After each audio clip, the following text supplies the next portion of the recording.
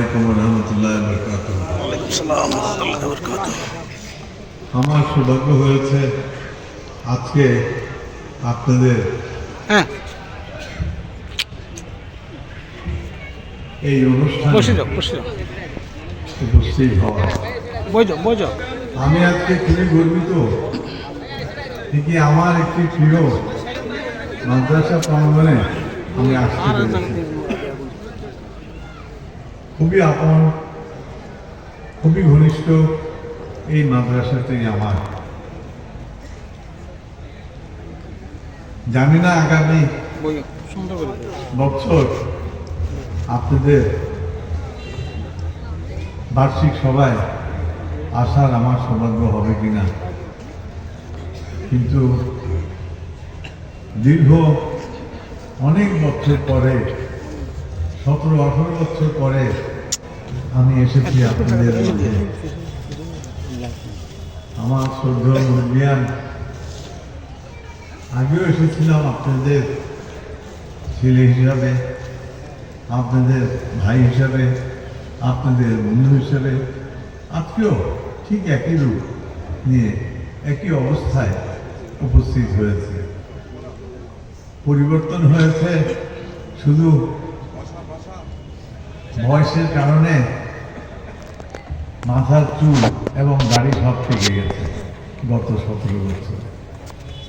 আর এর বাদে আর কোনো পরিবর্তন নয়। মন মানসিকতা অনালে জিয়ান আসিল অতীতে, আজিও ইয়ান আছে। দোয়া করিবেন অনরা বেগুনে এই দেশের মানুষ, এই দেশের গরিব দুঃখী মানুষের তোমার দেন তাই ইত্যাদি, তারা মনোমেন্টে দেন একখান স্থান লইয়া দেয় বাঁচিতে ইত্যাদি। এর তো কিছু সব খাওয়া পাওয়া নাই। অনাম জানন আর পরিবার খুব দুঃখী পরিবার। বাবা মারা গিয়ে জেলখানা রাজনীতি করতে দেয়, ভাই মারা গিয়ে সাদা বড় যে রাজনৈতিক কারণে আর খান গেছি বন্ধুগণ বলি গিয়ে আমি আগে বাঁচিয়ে আছি। আল্লাহ কিনলে বাঁচা রেখে আর জানা নাই।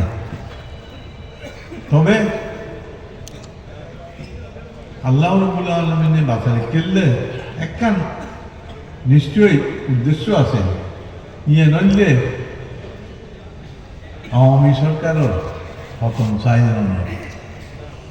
এই সরকার আলেমী কিভাবে স্ক্রিন রোলার চালাইয়ে, কিভাবে মানুষ মানছে ফাঁকি দিলে এই রনার ব্যাগ জানা আছে। আমি অতিরিক্ত নচাই। তবে হ্যাঁ,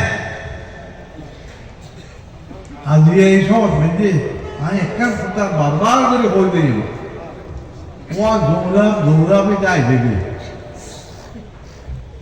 এই জৌরাবতু ননরা সাবধানতা অবলম্বন করিবেন, মেহরবানি করি। আর অজান্তে জৌরা করে বড় মনে বুঝি মনে করি থাকি নিজের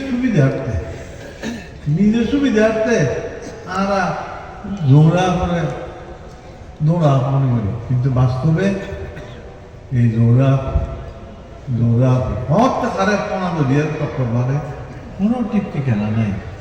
এই দেশিয়ান আরাতে অনরা যারা আলেম ওলামা আসন, অনরা যারা আশিকে রাসূলুল্লাহ আসন, আর আস্তানা আর খবর এই দেশের মাটির মধ্যে হইব।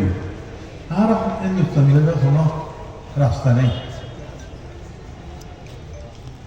এই দেশের মেডিসিয়ারে আর যাওয়ার কোনো রাস্তা নেই। এই দেশের মধ্যে আর একটা মরণ করব ইয়ান প্রায় শত্রুর চিহ্নিত করিয়ে মোকাবেলা করেন। ভাই আজকে এই ধর্মীয় সভা মধ্যে রাজনৈতিক বক্তৃতা দিতাম না।